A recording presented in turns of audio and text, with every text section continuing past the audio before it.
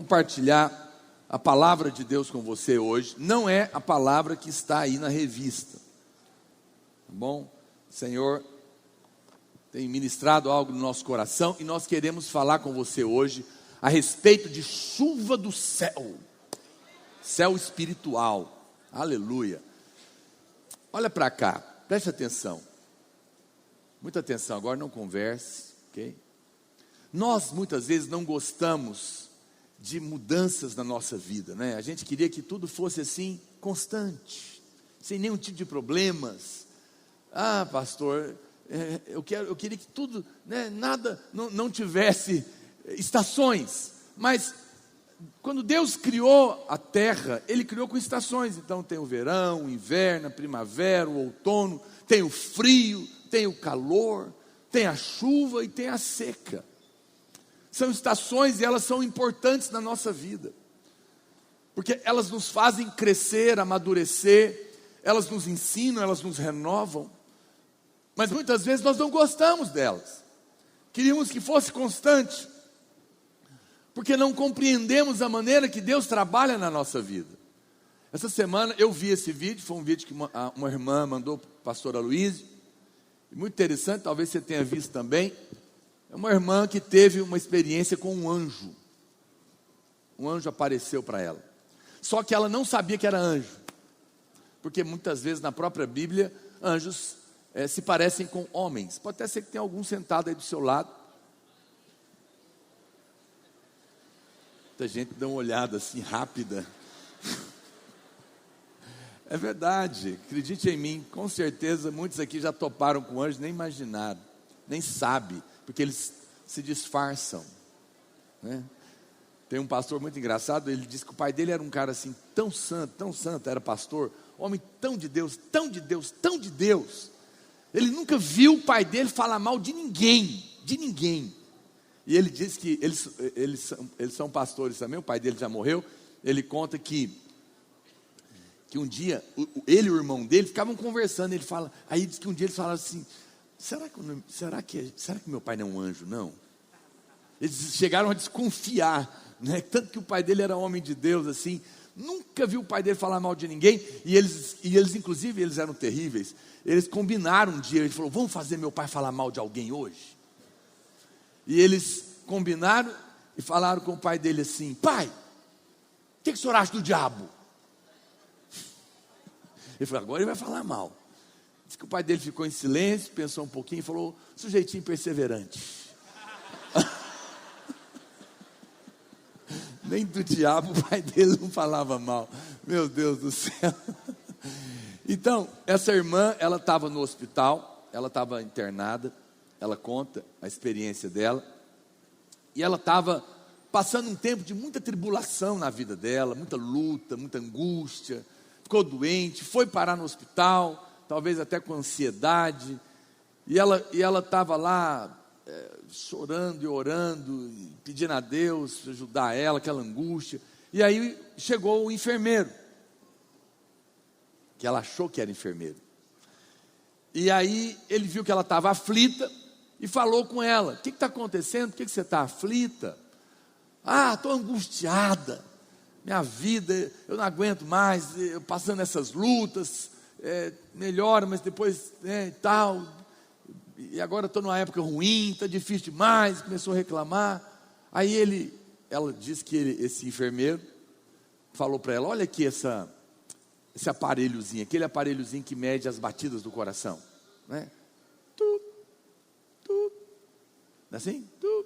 Aí vai lá embaixo, desce, vai lá embaixo e desce. Ela falou: está vendo isso aqui? Ela falou: estou vendo. Ela falou: então, isso aqui é sinal que você está viva, que o seu coração está batendo, embaixo, em cima, embaixo, em cima. Sabe o que vai acontecer se esse aparelhinho ficar assim, ó? Você morreu. Exatamente, a vida parou. Aí ele falou para ela: então, para você estar viva e a sua vida continuar, é assim, às vezes a gente passa por momentos de baixa e de alta. Às vezes a gente passa por momentos bons e às vezes por momentos ruins, porque a vida é formada assim, para você aprender. E ela disse que sentiu um consolo muito grande, uma paz muito grande naquele momento daquele enfermeiro. E ele foi embora. E ela saiu, queria agradecer, saiu lá fora, tinha uma enfermeira lá. E ela falou: cadê ele? Cadê ele? E aí a enfermeira falou: ele quem, minha senhora? o rapaz que acabou de sair daqui, que me atendeu, ela falou: minha senhora, eu estou aqui na porta, já tem 1 hora que eu fico aqui coordenando esse corredor, não entrou ninguém aqui, só não tem ninguém aqui. E foi onde ela entendeu que foi um anjo que visitou ela. Você sabe, essa é uma experiência que essa irmã teve, mas é verdadeira, é celestial. Às vezes, nós não gostamos do tempo da seca, mas ela é necessária. E depois da seca vem a chuva, mas se chover sem parar, não tem jeito de plantar. Nós passamos por momentos na nossa vida de lutas, e depois tem o momento da vitória. Às vezes tem um momento, os dias de tristeza, mas depois você celebra a alegria. Quem está me entendendo? Deus permitiu que as coisas, as estações acontecessem na nossa vida. Elas fazem parte. E eu quero compartilhar sobre isso com você. Nós temos passado alguns dias de seca, de lutas como igreja. Mas isso é só um sinal de que, se dias de seca vieram, a chuva está para cair. Amém. E o Espírito Santo tem falado isso conosco. Tem falado conosco. O diabo se levantou para resistir à mensagem e tentou causar lutas e tribulações no nosso meio. E isso foi um período de seca nesse aspecto. Mas é impressionante que mesmo nesses dias, nós temos sido tão abençoados. Eu não sei quantos irmãos me seguem no Instagram, te convido. Não sei quantos viram a nossa igreja no Paquistão, que eu postei essa semana. Então, se você não viu o vídeo, agora eu vou fazer você me seguir. Entra lá no meu Instagram, está lá um post que eu fiz da videira Paquistão. Que loucura, né? Tem 2 lá. Olha onde Deus tem nos levado. Onde Deus tem levado a mensagem do Evangelho. Em todos os lugares. Deus tem nos abençoado. Mas se mesmo em tempos assim nós temos recebido graça do Senhor, o que não será nos dias da chuva.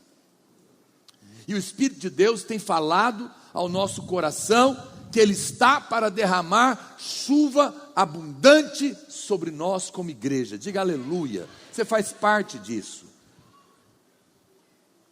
Talvez você também tenha passado pelo vale da sombra da morte, mas o Senhor vai te levar para os pastos verdejantes. Às vezes você estava no pasto, foi levado para o vale, mas uma coisa o Senhor nos garante: Ele nunca nos deixa só. Ele está com você e Ele te conduzirá novamente para os lugares altos de bênção e de favor. E, pastor, mas por quê? Por que a gente passa por tudo isso? Porque tudo coopera para o nosso bem. Deus permite as estações da nossa vida para o crescimento. Ele quer que você cresça. Tem pessoas, olha aqui, não existe essa pessoa, mas me apresente uma pessoa sem problemas e eu vou te apresentar uma criança na fé. Não existe realidade espiritual sem as lutas, porque é nelas que você vai ter encontros genuínos com Deus. É nela que você vai ter que tratar com Deus e ser tratado por Deus. É nela que você vai aprender a derramar a sua alma e perseverar em fé e ganhar musculatura espiritual. Quem está me entendendo?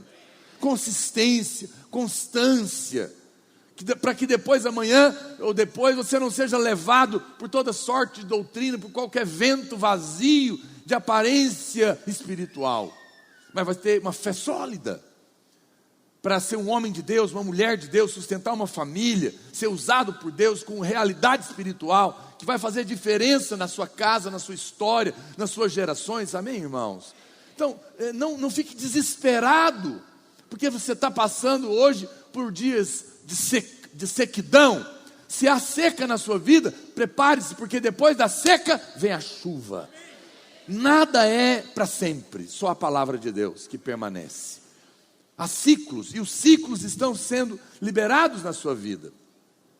Presta atenção, na Bíblia existem duas palavras no grego para tempo, Cronos e Kairos. Diga comigo, Cronos e Kairos. Cronos é o tempo normal que você conta, daí vem cronômetro, aleluia, né?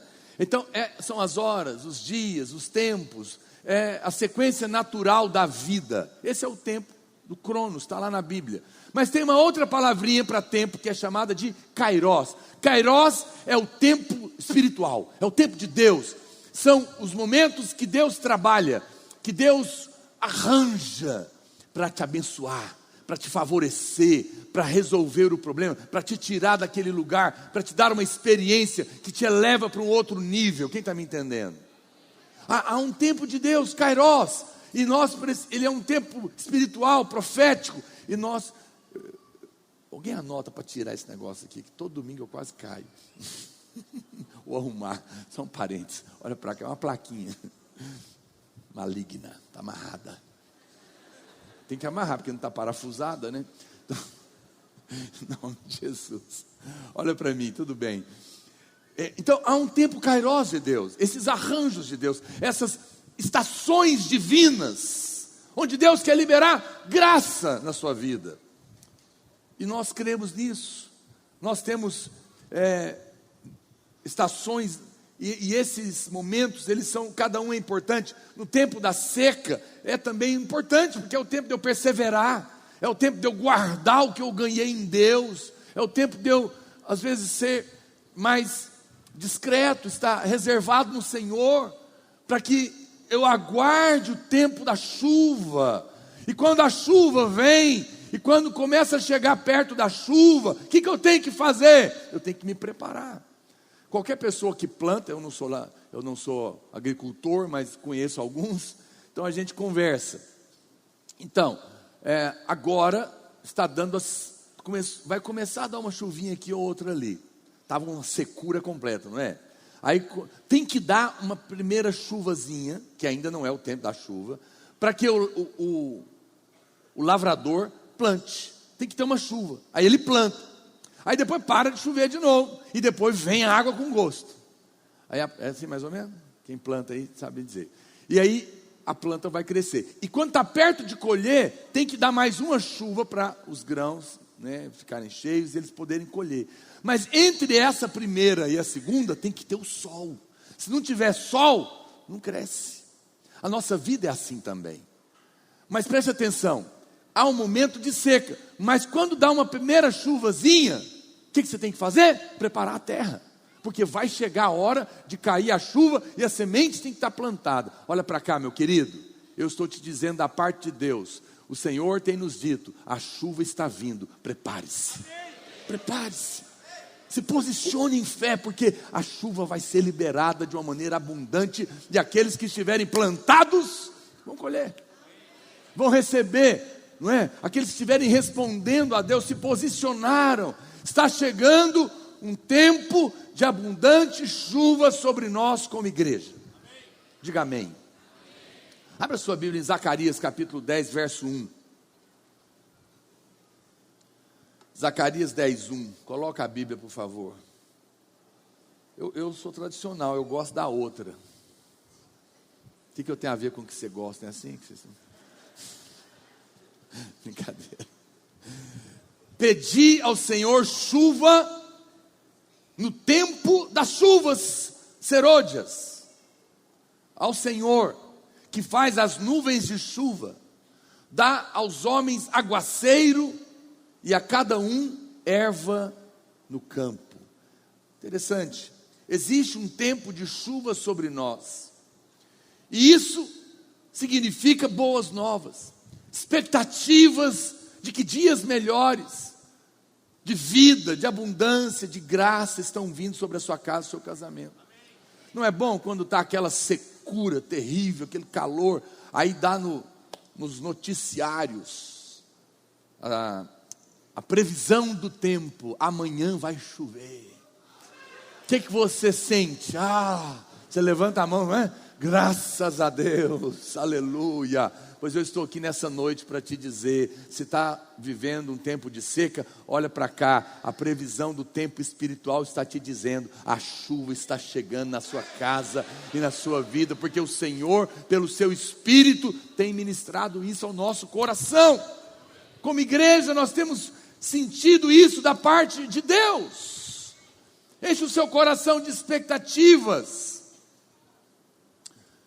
O que o Senhor nos orienta a fazer nesse momento? Em primeiro lugar, você tem que entender que na Bíblia existem muitas palavras no original, grego e hebraico, para chuva. Existe a palavra York, por exemplo, ou Melkosh, fala de chuvas. Essas duas palavras são importantes, porque elas falam desse versículo que nós acabamos de ler, que são as chuvas temporãs e as chuvas serôdias, ok? Temporãs e serôdias. O que é isso, pastor? As primeiras e as últimas. Bem simples.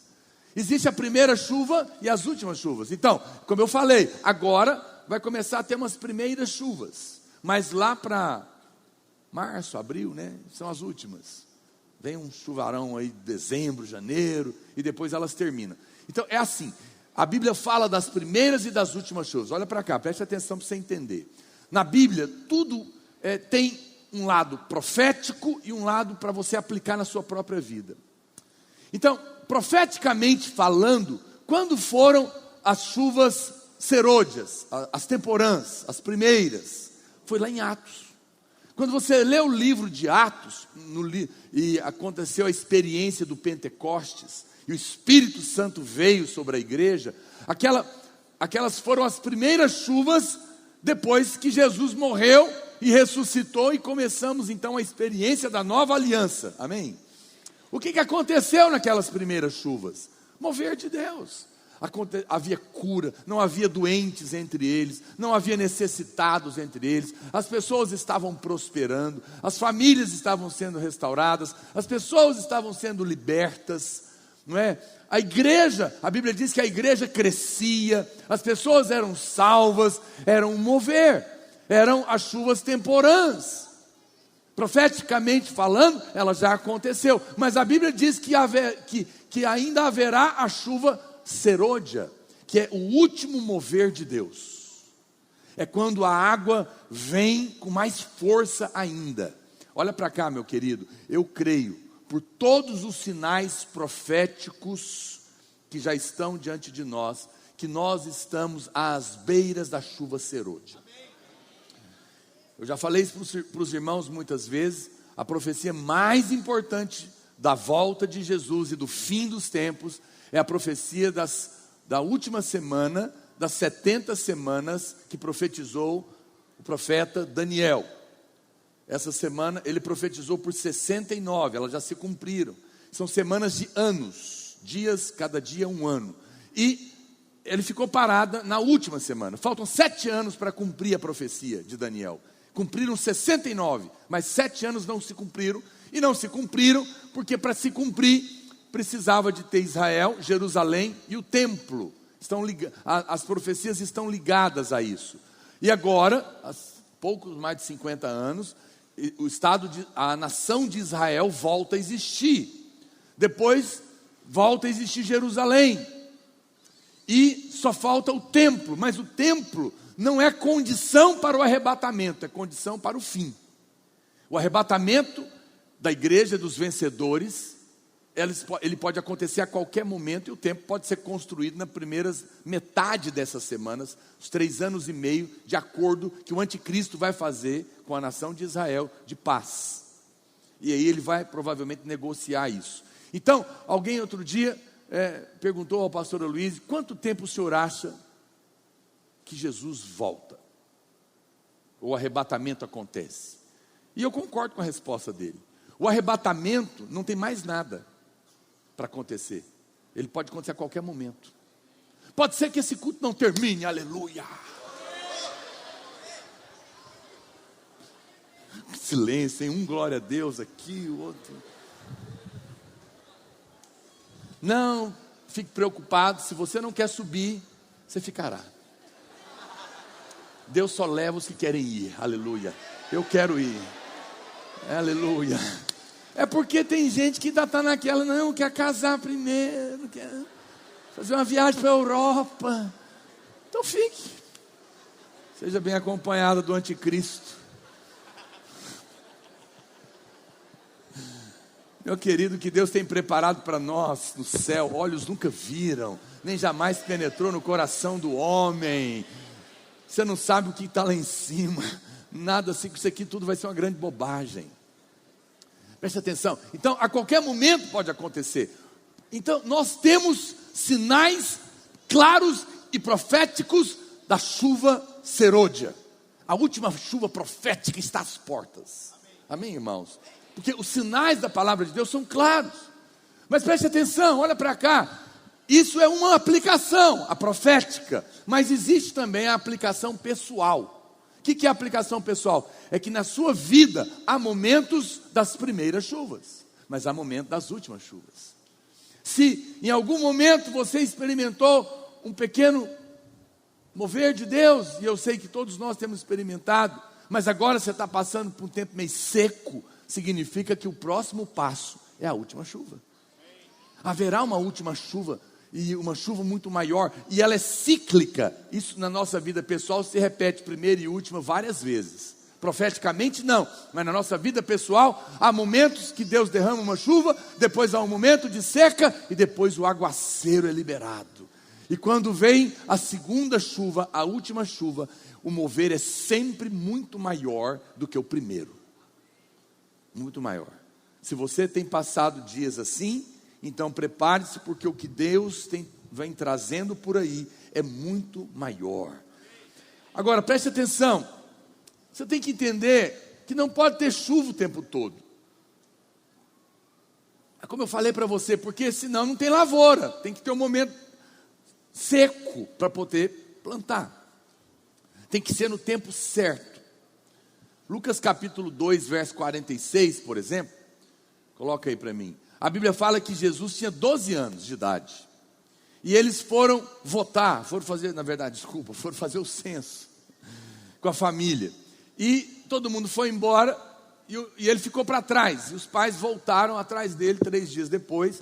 E onde que ele estava? Olha o que a Bíblia diz. 3 dias depois, o acharam no templo, assentado no meio dos doutores, fazendo o quê? Dando a lição de moral neles? Dizendo para eles, fica todo mundo calado aí, que eu que escrevi, eu que ditei a lei para Moisés, eu sou Deus que se fez homem, vocês não sabem de nada, eu vou ensinar tudo para vocês. Jesus fez isso, irmãos? Não, o que está escrito?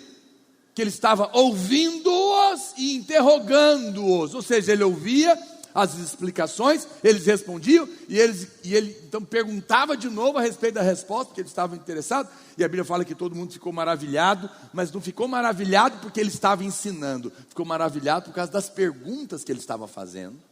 Agora preste atenção, que coisa incrível, Jesus é Deus que se fez homem, mas respeitou o tempo humano. Com 12 anos, ele não estava aqui para ensinar ainda, ele estava aqui para ouvir. Percebe? Mas quando chega aos 30 anos e começa o ministério, aí ele vai ensinar. Porque daí é o Kairos de Deus. Por que aqui ele não estava ensinando? Porque aqui era o Cronos, era o tempo natural. Ele tinha só 12 anos, quem está me entendendo? Mas quando chegou aos 30, o Kairos veio. E aí ele liberou o ensino da palavra de Deus com autoridade. Preste atenção, na nossa vida, tudo tem o tempo certo. Muitos irmãos, a Bíblia fala que quando Jesus entrou em Jerusalém no final, a entrada triunfal, a Bíblia fala que ele olhou para Jerusalém e chorou. E falou o quê? Quantas vezes eu quis ajuntar vocês como uma galinha junta os seus pintinhos debaixo das suas asas. Eu quis abençoar vocês, mas vocês não reconheceram o tempo da sua visitação. Essa palavra tempo da visitação é Kairos. Vocês não reconheceram o momento de Deus para vocês. Muitas pessoas perdem o que Deus tem para fazer na vida delas, porque não reconhecem a visitação de Deus na casa delas, no casamento delas, na vida delas. Se distraem com outras coisas e perdem. Perderam o tempo de Deus. Isso é triste, isso é ruim. É como um arbusto solitário no deserto, que não sabe quando vem o bem, O bem vem, mas ele não percebe, porque ele está na carne, ele não está no espírito. Presta atenção, nós não jejuamos para fazer barganha com Deus. Nós jejuamos para matar a carne e fortalecer o espírito, para perceber o que Deus está fazendo na nossa casa, na nossa vida e nesse tempo, amém, irmãos? É para isso que a gente jejua. O jejum não afeta Deus. Deus não ganha nada com o seu jejum. O jejum é para você. É para a carne ficar fraca e o seu espírito ficar sensível. E você poder perceber o kairós de Deus. O que Deus está querendo fazer agora na sua vida. Na sua casa, na sua família, no seu trabalho, na sua célula, no seu ministério. Para você ser renovado. Mas há pessoas que perdem esse tempo de Deus. Não entendem. Mas o contrário também é verdadeiro. Há muitos jovens. Esse é um culto de maioria jovens. Muitos jovens caem nesse erro. Porque perde o time de Deus porque está na carne. Mas o outro está na carne também. E porque está ansioso, não quer esperar o tempo de Deus. A coisa certa na hora errada é a coisa errada. Tudo que é feito fora da hora é confusão, sim ou não, irmãos? Entrega um carro poderoso na mão do menino de 15 anos, ele vai morrer. Porque ele não tem maturidade, ele não está na hora. Há muitas coisas que você quer agora e Deus não dá. E você fica emburrado, né? Fica triste. Por quê? Porque se te der agora, você vai fazer bagunça. Você pode aprontar tanta confusão e pode até morrer. Então, Deus muitas vezes não nos dá, porque não é a hora. Preste atenção, tudo na minha casa é dos meus filhos. Sim ou não? É. O meu carro é dos meus filhos. Eu tenho um ainda de 10 anos. 11, vai fazer 11 agora. 12? 11. Fazer 11. Semana que vem. Acho que é, né? Já está anotando os presentes tudo. Eu pergunto, o meu carro é dele? Sim ou não? Mas ele pode dirigir? Não. Mas é dele. Tudo é seu. Mas à medida que você cresce, chega o tempo de você usar. Então cresça. Aproveite o tempo de seca e o tempo de chuva para você crescer. Responda a Deus no meio da luta, da tribulação. Mas não queira nada fora da hora. Tem o tempo de estar solteiro. Diga misericórdia. Não, é aleluia. E tem o tempo de estar casado, glória a Deus. Estar casado no tempo de estar solteiro é bagunça no casamento. É trabalho para o pastor assim, terrível. Aconselhamento todo dia. Você ensina a mesma coisa, mas demora a entender a cruz. Como diz o outro, vamos casar, depois a gente vê quem paga a conta, né? Não pensa em nada, só quer fazer sexo, oh Deus. Não, calma, o sexo é maravilhoso, é santo, é divino, é de Deus, mas para ser vivido na hora certa. Diga aleluia. Então não queira passar também na frente do tempo de Deus para você. Acalma o seu coração, amém? Tem muitas pessoas que vão prosperar muito, mas na hora certa. Porque se prosperar na hora errada, desvia. Conhece irmãos assim?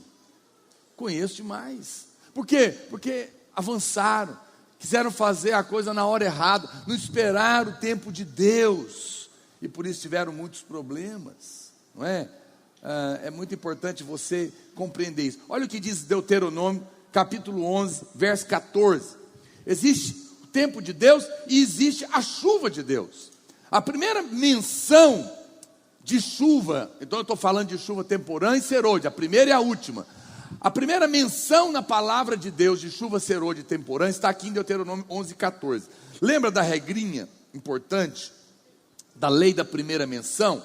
Todo mundo que estuda a Bíblia sabe que ela é muito importante. A primeira menção de qualquer assunto na Bíblia determina em linhas gerais o significado espiritual desse assunto. E a primeira vez que aparece a palavra chuva, serôdia e temporã na Bíblia, a primeira menção é aqui.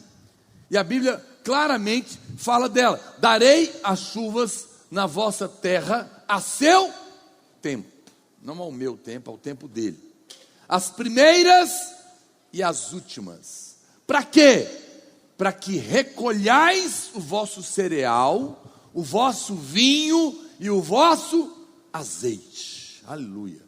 Então aqui está a primeira vez. A primeira menção de chuva na Bíblia está ligado com o cereal, com o vinho e com o azeite. Com o suprimento, com a unção, com o poder de Deus e com a sua aliança. É poderoso isso. Quando a chuva vem, espere por renovo, espere por vida, espere por promessas da aliança sendo cumpridas, espere pela graça de Deus sendo liberado.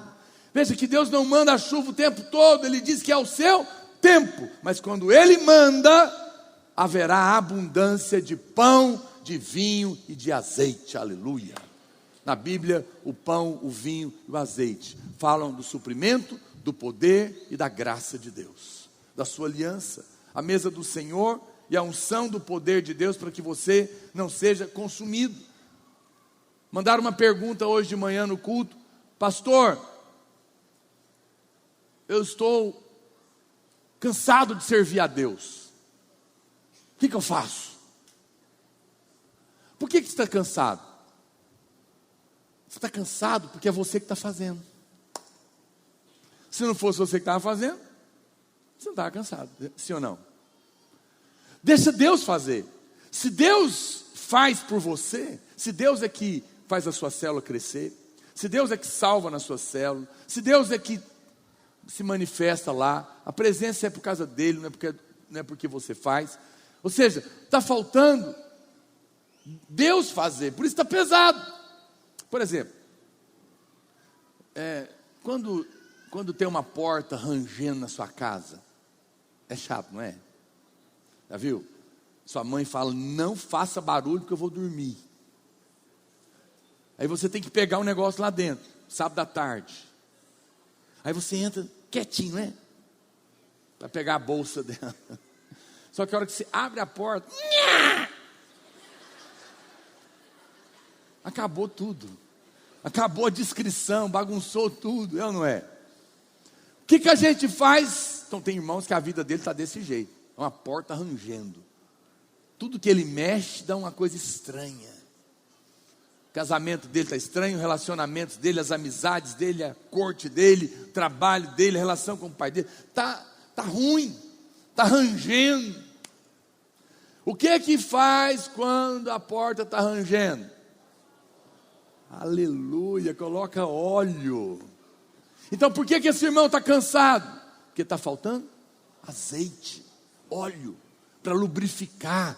Mas a Bíblia diz que quando a chuva vem, o azeite vem com abundância na sua vida. E você não vai ficar cansado.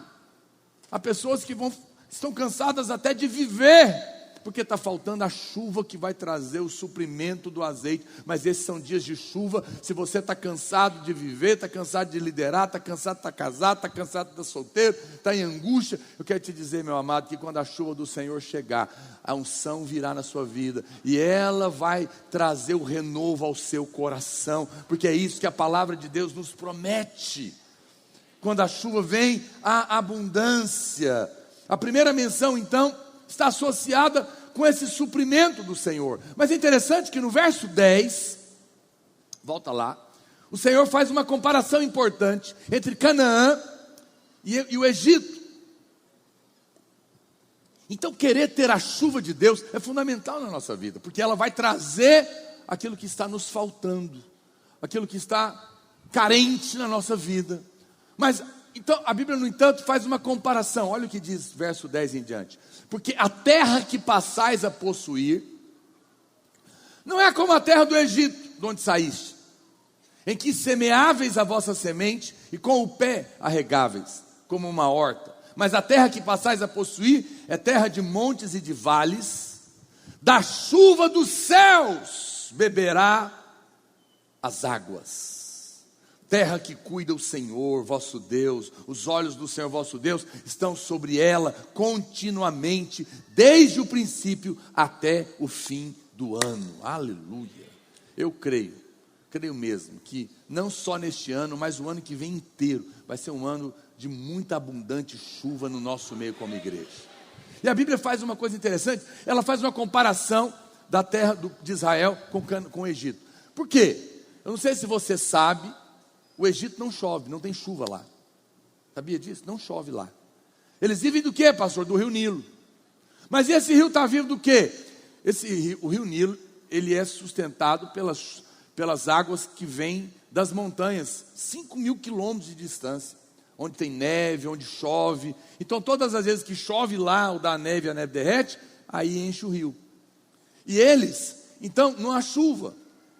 Mas essa região do rio Nilo é bem úmida, por causa da água do rio. Então veja, é um mundo. O Egito é um mundo. E Deus é misericordioso até com o mundo. Existe um nível de suprimento para o mundo, por causa da misericórdia de Deus, sim ou não? A Bíblia diz que lá, no entanto, eles andam olhando para o chão. Porque eles, literalmente, o que eles fazem? Que não tem chuva, eles vão lá na beira do rio e eles abrem os regos com os pés, para poder plantar. E a chuva, quando vem, o rio transborda, molha e nasce. É assim que eles vivem lá. Eles vivem a vida olhando para o natural, olhando para o chão. Não é assim o mundo? O mundo é assim.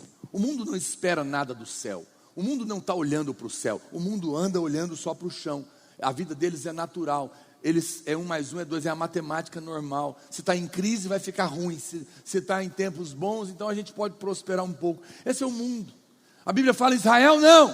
Para onde eu estou te levando, não é como o Egito. Lá você vai beber da água do céu. Lá você vai olhar para cima. Lá você vai esperar de Deus. Preste atenção, meu irmão. Nós não queremos viver como o mundo vive. Ah, pastor, mas existe um nível de prosperidade no mundo. Eu conheço muita gente rica no mundo, eu também conheço. Mas não é de fato uma prosperidade. Às vezes você passa na porta de uma casa muito linda, muito chique, num condomínio, uma mansão, e você, uau, que casa, olha o carro do cara, ele tem uma Ferrari lá na garagem, mas você não sabe o que está acontecendo lá dentro. Muitas vezes dentro dessa casa, maravilhosa, incrível, com esse carro poderosíssimo, com a conta do banco cheia de dinheiro, está um homem com o casamento destruído, uma mulher em depressão, filhos nas drogas, pensando em se matar, em angústia. Não tem vida. São pessoas tão pobres, que tudo que tem é dinheiro, mas não tem paz, alegria, não conseguem dormir naquela cama cara, não conseguem ter amigos de verdade para celebrar com alegria, para comer o que Deus e que deu. Olha para cá, querido, a bênção do Senhor, ela enriquece, diferente do Egito. O Egito tem prosperidade, ou vamos dizer, tem alguma riqueza? Tem, mas com desgosto. Mas quando você recebe do céu, você vai ter prosperidade sem desgosto. Você vai ter alegria em tudo que Deus te dá. Você não vai prosperar às custas do seu sangue. É aquela história, né, que se diz, eu dei a minha vida para ter o que eu tenho, e agora eu vou gastar o que tem para tentar ter a vida de novo. Essa é a história do mundo. Ganhou o mundo inteiro e perdeu a alma. Perdeu a paz, perdeu o casamento, perdeu os filhos. Adiantou? Valeu a pena? Não! Ah, pastor, mas então tem que viver na miséria? Também não! A pobreza e a miséria não é a vontade de Deus para nós. Alguém pode dizer amém? Eu não tenho prazer na miséria, você não deveria ter. Deus não tem. No entanto, não é na nossa força, não é no nosso braço. A Bíblia diz que nessa terra a chuva vai vir do céu. Nós vamos beber das águas do céu.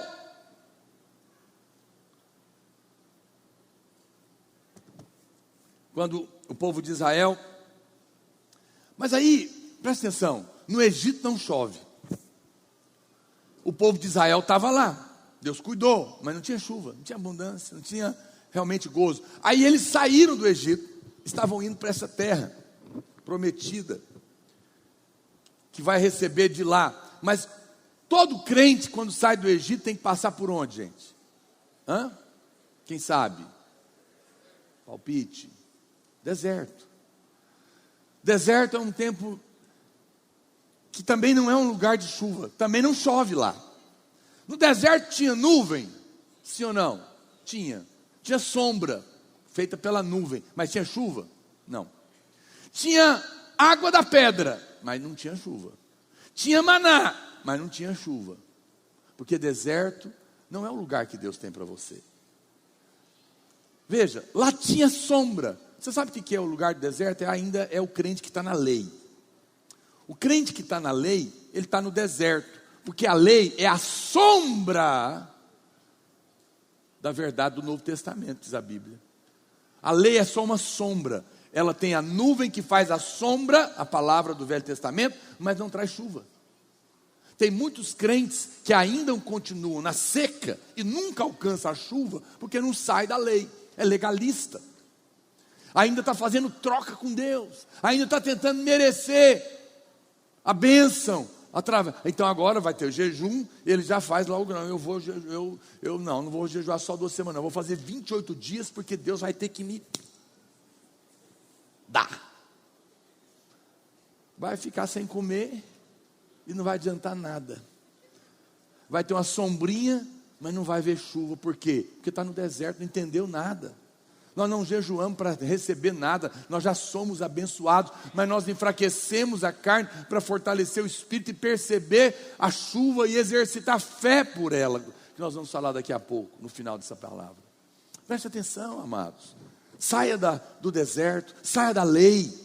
Deus quer te levar para Canaã. Canaã é um lugar de abundância, é um lugar de chuva. E o Espírito Santo tem ministrado ao nosso coração que a chuva está vindo sobre nós. Uma chuva de vida, uma chuva de prosperidade. Mas eu preciso te falar uma coisa, olha para cá. A chuva não é uma bênção individual. Não é. A chuva é uma bênção coletiva. Olha o que diz Ezequiel 34, 26. Ezequiel 34, 26. Delas e dos lugares ao redor do meu outeiro, no monte, eu farei bênção, farei descer a chuva a seu tempo, serão chuvas de bênçãos.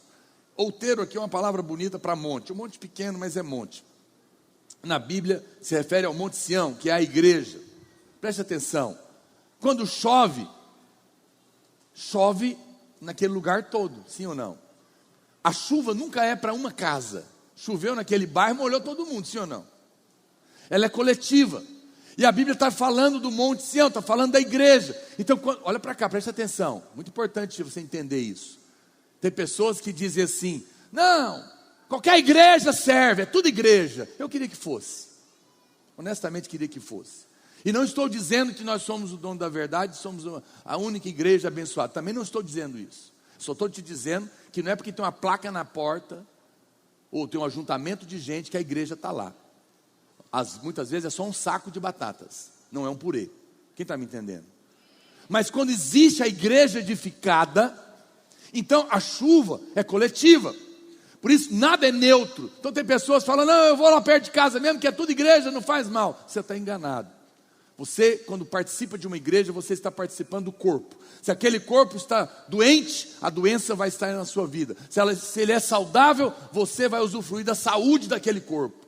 Se tem pecado nele, se tem mentira nele, se tem engano nele, você vai sofrer com todo mundo as consequências daquele corpo. É por isso que a Bíblia diz o quê? Quando um sofre, todos deveriam sofrer? Não, ela afirma categoricamente: se você participa de uma igreja que começou com princípios errados, com fundamentos errados, ou que está vivendo uma vida de uma liderança errada, todas as consequências daquele corpo você vai sofrer. É sério. É tão sério participar da igreja. Tem gente que fala: não, ora aí, qualquer um pode orar comigo, se não fizer bem, mal não faz. Não é verdade. Aonde não tem vida, tem morte. Aonde não ajunta, espalha. Participar da igreja é uma das coisas mais sérias.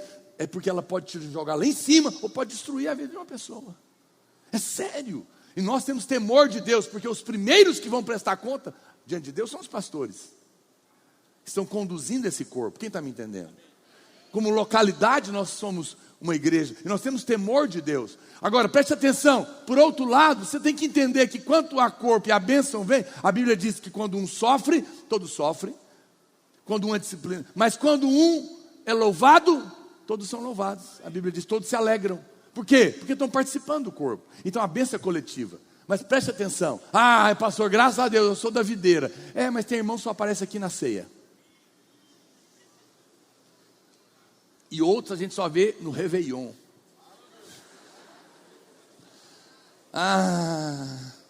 Presta atenção, querido.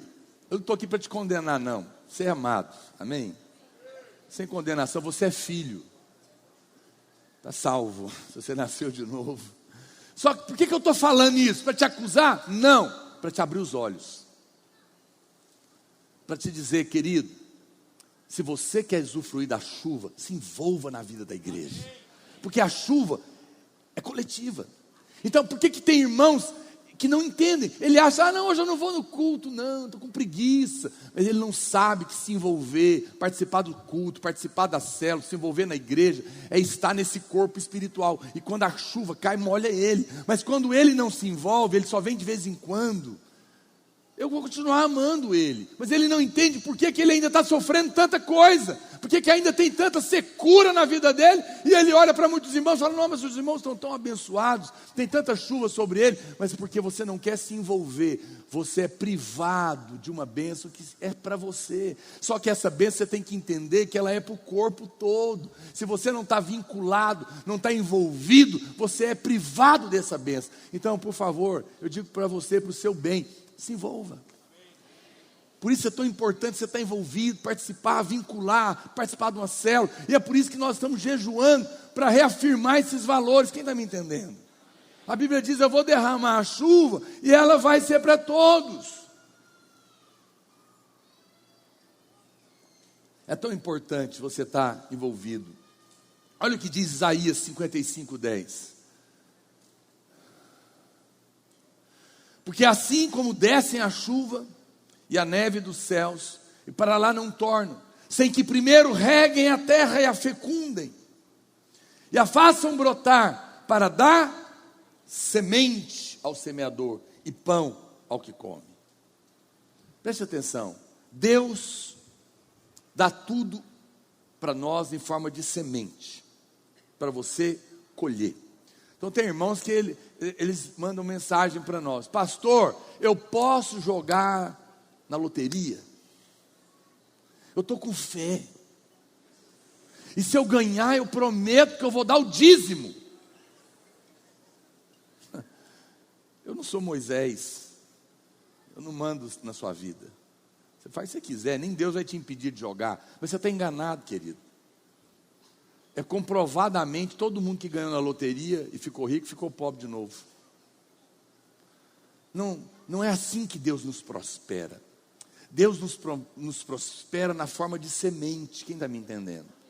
Ele te dá a semente e promete a chuva. Ele fala, está aqui a semente, planta, porque eu garanto, vai chover. E vai chover sobre o corpo. E eu não estou falando só de dinheiro, não. Estou falando de casamento, estou falando de vida, estou falando de alegria, estou falando de saúde. Tudo é em forma de semente. Como que é a semente? A palavra. Palavras são sementes. Palavras proclamadas são sementes plantadas. Palavras repetidas são sementes regadas. Por isso é tão...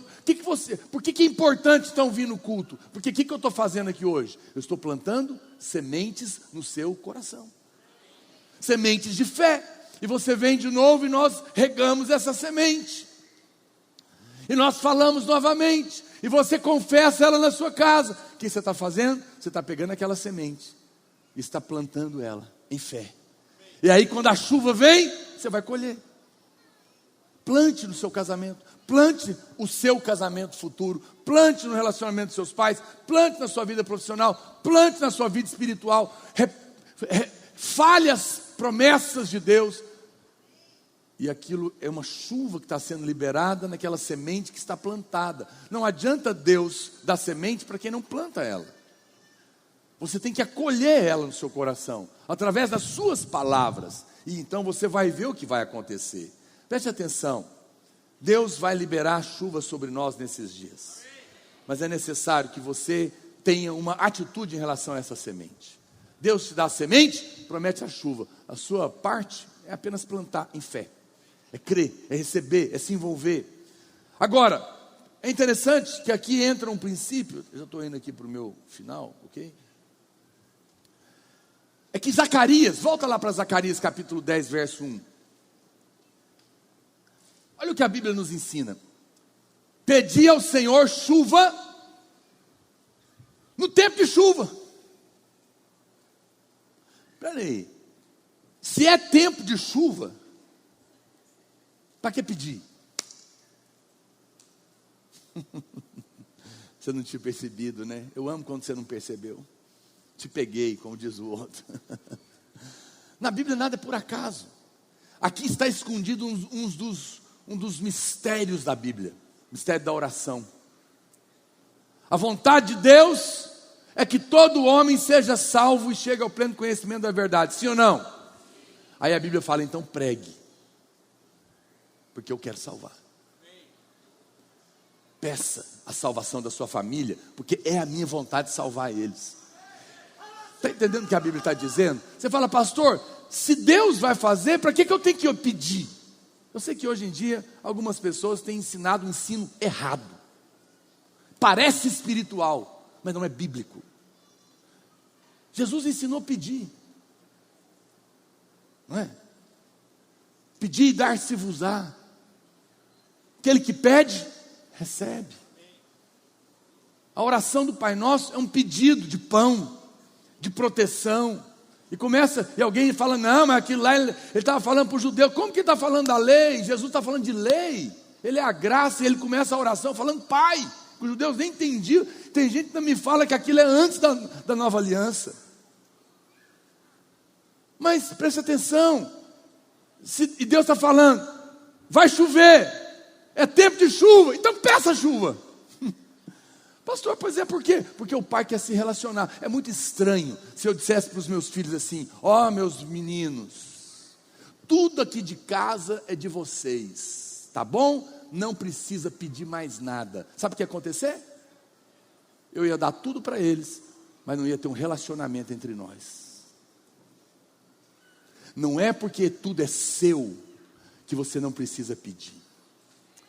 Deus quer que você peça. Então não ouça pessoas pregando que você não precisa mais pedir as coisas. Não está na Bíblia. Deus quer que você peça, porque quando você pede, você se relaciona. Você senta para falar com o Pai. Agora, por que eu vou pedir? Porque eu já sei que é meu. Eu já sei que o meu Pai quer dar. Eu não sou tolo. Você pede coisa que você sabe que seu Pai não vai te dar? Não. Por que você vai pedir para ouvir? Não, é tão bom pedir para ouvir sim, para ter a certeza do sim. Eu sempre ensino para os jovens como não tomar um fora. Fale comigo. Brincadeira, não fala não. Vai ter fila. É simples. Como que é, pastor? Manda alguém perguntar antes. Sondagem. Já ouviu falar em sondagem? Sabe o fulano, aquele irmão, tal, aquela rede, dá a ficha dele. Pois é, tá. Deixa eu ver se é legal, está interessado. Há possibilidade, querida. Se ela disser, eu estou aberta. Aí o amigo vai falar o quê? Irmão, pode chegar. Pode pedir. Por quê? Porque ela disse que você pode. Que ela está aberta. Aí você chega com confiança. Você já chega, não é? E aí, irmã querida, tudo bem? A Bíblia diz que o que a Bíblia fala? Quando você pedir, pede sem duvidar. Como já recebeu. E assim será. Mas pede. Então como é que eu peço sem duvidar? É quando eu tenho a certeza que Ele já me deu. Eu sei que parece Você vê como que às vezes você escuta as coisas, e porque você não questiona, parece que o ensino está correto. Não precisa pedir porque já é seu. Não, é o contrário, a Bíblia está dizendo, porque já é seu, pode pedir. Pede com confiança, pede porque eu quero te dar. Vai chover, é tempo de chuva, então peça, chove Deus. É isso que a Bíblia está dizendo. É tão claro. É tão claro. Você precisa prestar atenção na palavra de Deus. Deus cura, Deus prospera, mas Ele quer um relacionamento. Porque quando você pede, você libera a chave que move os céus, a fé.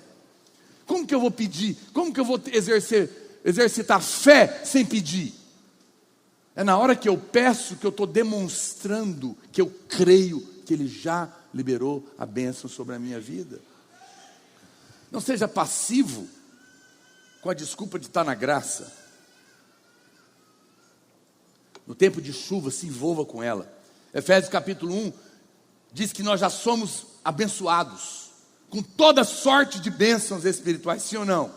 Então eu posso pedir, porque eu já tenho a certeza que eu sou abençoado. Eu peço sem duvidar. Olha o que diz Daniel capítulo 9, estou indo já para o meu final. Daniel capítulo 9, verso 2. A Bíblia diz, no primeiro ano do seu reinado, eu, Daniel, entendi pelos livros que o número de anos de que falara o Senhor ao profeta Jeremias, que haviam de durar as assolações de Jerusalém, era de 70 anos.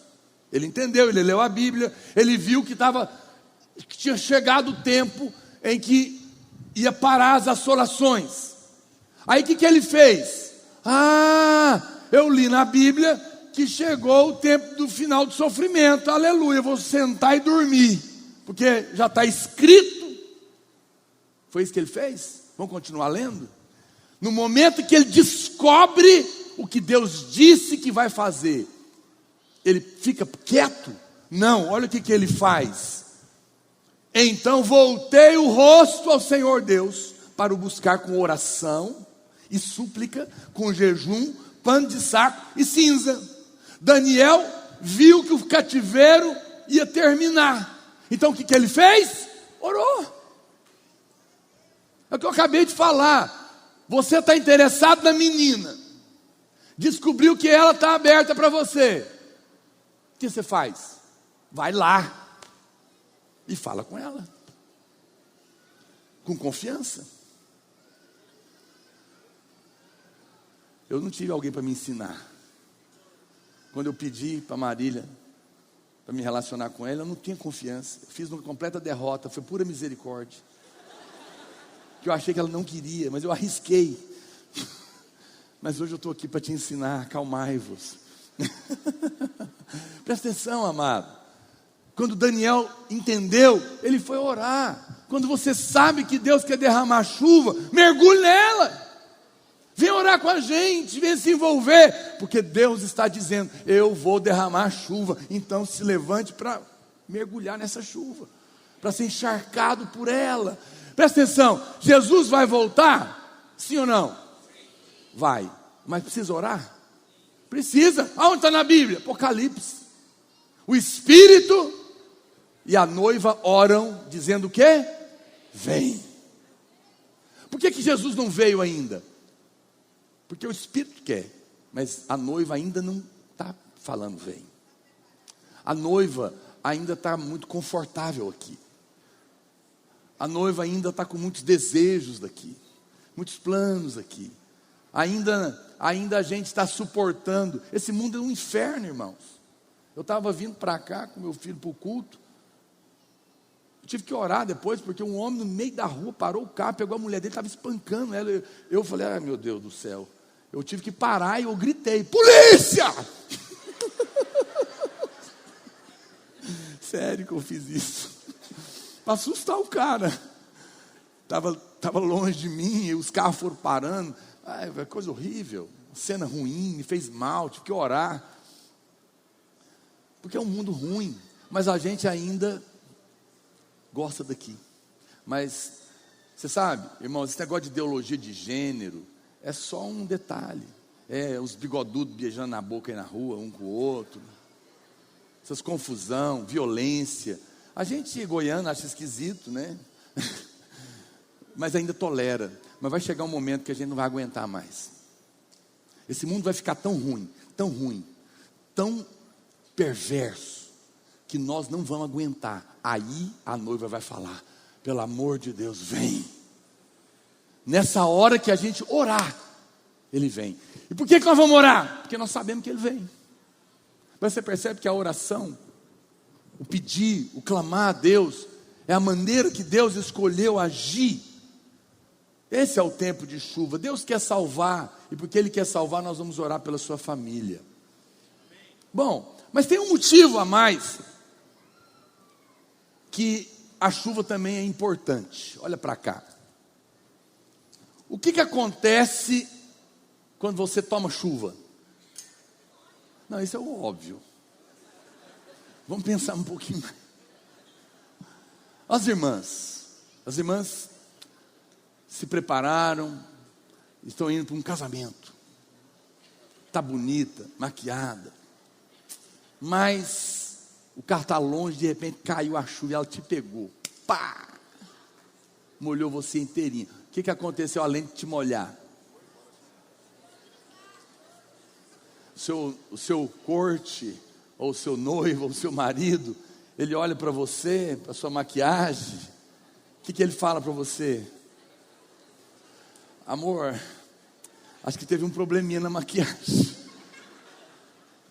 Quando a chuva vem, ela tira a máscara.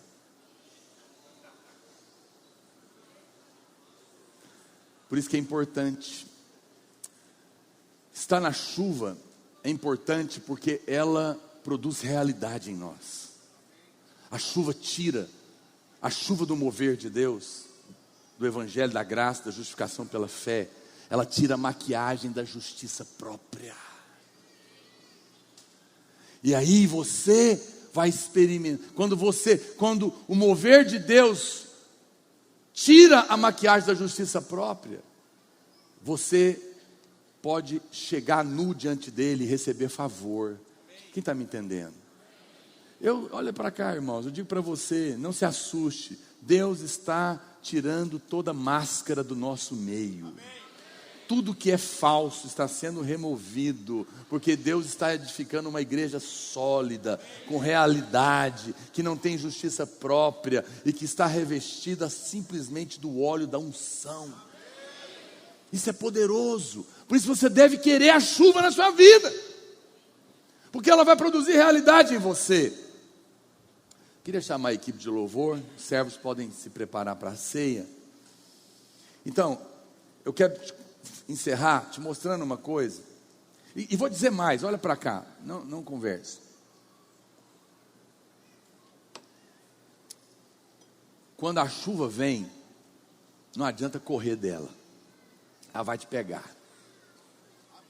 Eu quero te falar uma coisa, olha para cá. A chuva de Deus está vindo, e você vai ser abençoado. Ela vai pegar você. Não se preocupe, apenas espere, apenas se posicione. Olha o que diz Joel. Vamos para Joel, eu estou indo para o meu final. Joel capítulo 2, verso 23.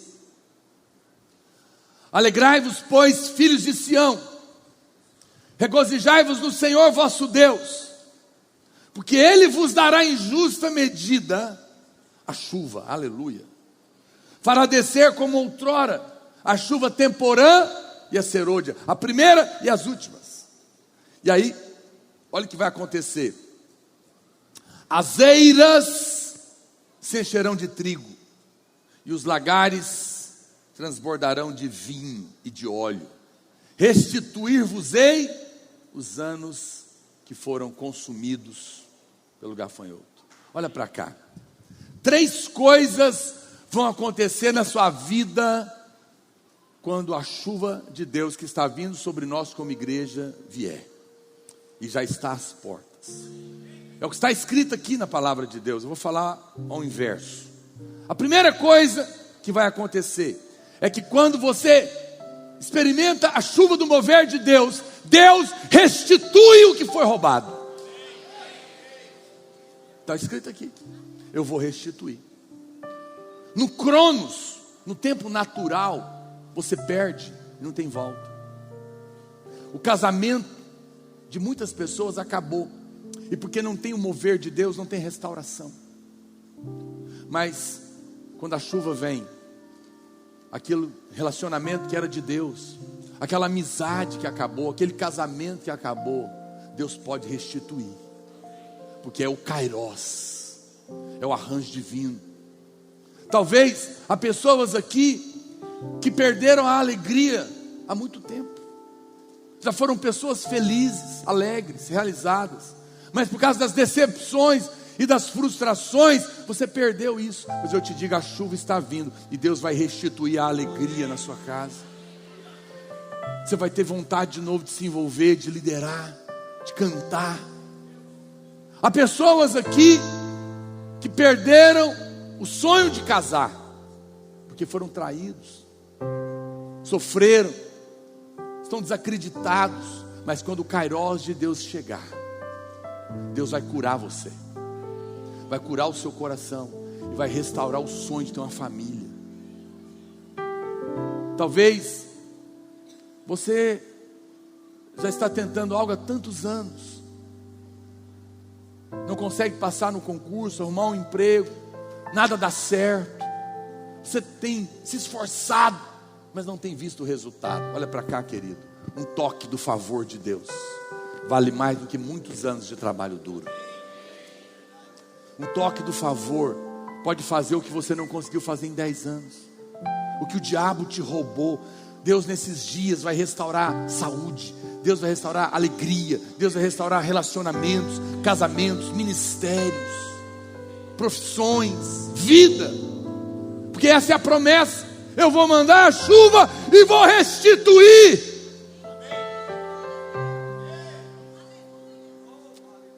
Há pessoas aqui que perderam a honra, Deus vai te dar a dupla honra. Deus vai restituir discípulos que se foram porque te traíram. Deus vai te restituir amizades verdadeiras, pessoas que te amam, pessoas que têm aliança com você. Não fique triste.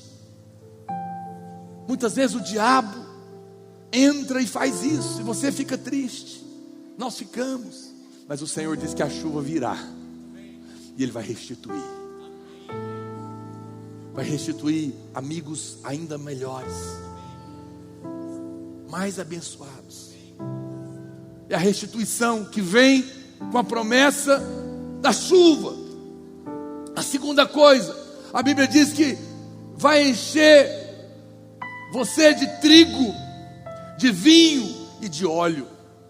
O vinho e o trigo é o pão, o vinho e o trigo é a ceia. A ceia não é um ritual vazio.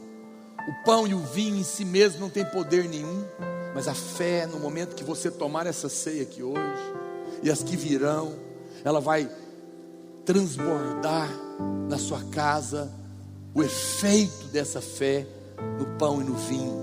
Sabe o que é restituir ou transbordar o pão e o vinho? São os efeitos da nova aliança na sua casa.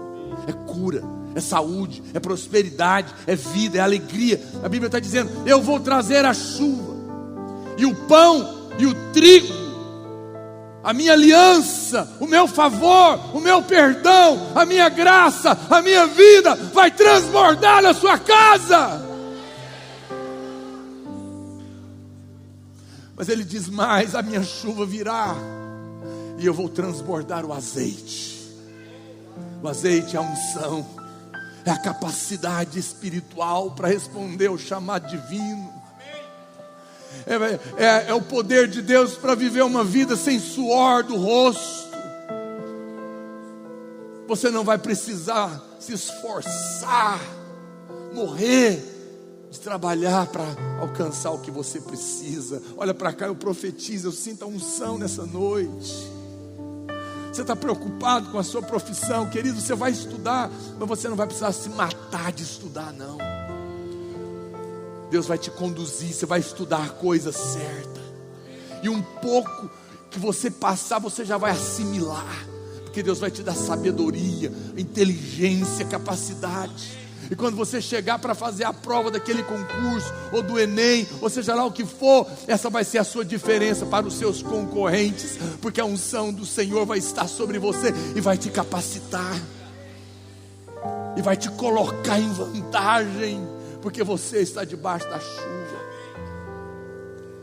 Você vai liderar, e nos próximos dias, olha para cá que eu vou te dizer, há líderes aqui, há irmãos aqui, vocês estão às portas de experimentar um crescimento ministerial como você não teve antes, e não te custará nada, porque a unção, o azeite vai transbordar, e vindo com a chuva que está sendo derramada sobre nós, é o azeite, prosperidade. Há pessoas aqui me olhando, pastor, eu tenho desejado uma casa, um futuro melhor para minha família, eu tenho batido em portas, mas eu não vejo. Mas o Senhor te diz: eis que a minha chuva está vindo, e com ela o meu azeite da prosperidade, e aquilo que o seu braço não pôde fazer, o meu óleo fará por você, o meu favor fará por você, e você vai desfrutar o que você ainda não desfrutou, apenas desejou. A Bíblia diz, por último, que Ele dará a chuva na justa medida.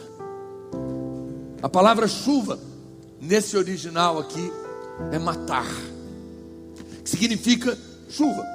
Mas tem uma outra palavra, que é ioré, ou melcosh. Desculpa, corrigindo. Essas todas são palavras no original para chuva. Matar, ioré, melcosh. Mas aqui nesse texto, a palavra original é moré. Moré. Moré significa, curiosamente, professor. Os tradutores colocaram aqui como chuva, mas o original é professor.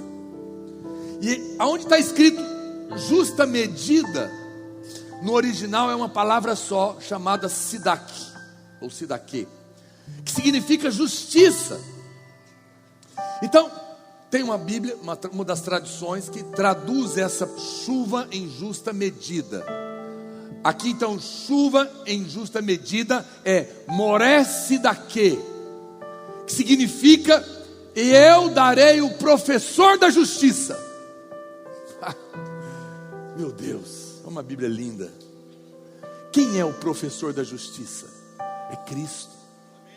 Ele veio para nos ensinar que nós não temos mais justiça que procede da força do nosso braço, mas recebemos um dom gratuito, que é a justiça de Cristo sobre nós, e que nos coloca na posição de ser vencedor.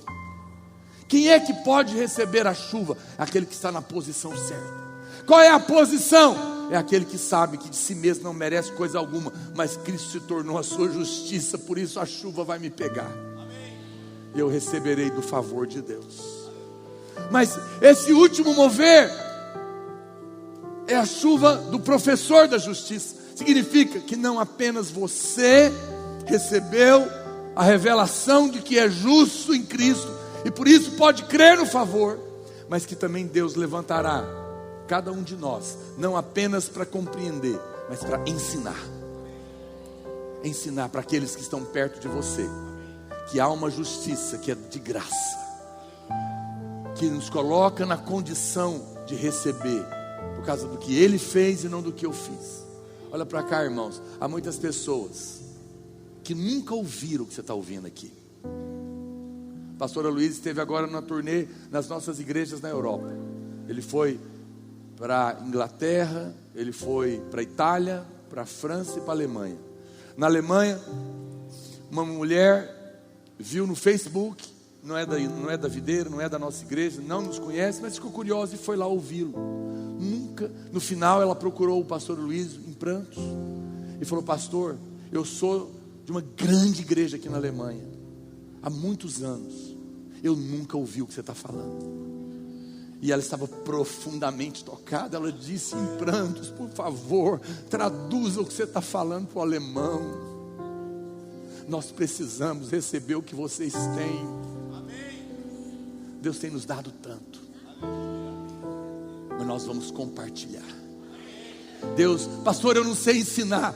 A chuva dos últimos dias vai te dar habilidade para compartilhar o que você tem recebido com a sua família, com as pessoas perto de você.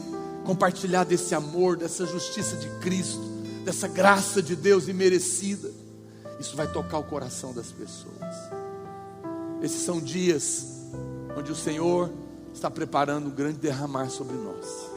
Os céus já estão negros, a chuva já chegou, e eu quero te convidar a se posicionar. Você sabe o que é bom da chuva? Vamos ficar de pé. A chuva, mas não converse, olha para cá. O que acontece quando a chuva vem? E você está vendo, você está na rua, você está vendo a chuva vindo no quarteirão de trás. O que você faz? A chuva ativa você. A chuva tira você da passividade. Mas sabe o que é bom? Você vai correr, mas ela vai te pegar. E ela vai te molhar. Eu quero te convidar a se envolver com a gente no jejum, a vir orar, mesmo que você não estiver jejuando. Vem orar, vem buscar. Deus falou, vai chover. Então vamos pedir, com a certeza de que Ele vai derramar abundantemente sobre nós. Prepare-se para isso. Você nesses dias será colocado numa posição de vida para receber dessa chuva, mas também numa posição para compartilhar com aqueles que estão perto de você. Nós vamos distribuir o pão e o vinho.